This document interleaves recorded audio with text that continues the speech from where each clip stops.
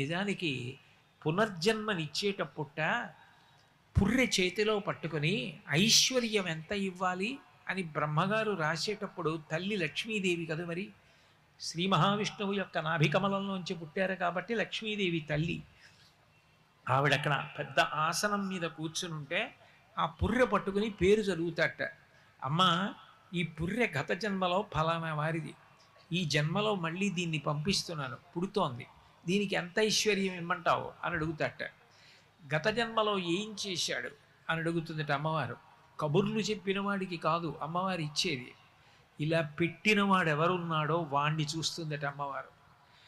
ఆవిడ పేరు చెప్పగానే ఆవిడ సర్వజ్ఞ, ఆవిడికి తెలియదు వాడా ఎంత చేశాడ్రా అని ఒక్కసారి కనుబొమ ఇలా పైకెత్తుతుందిట.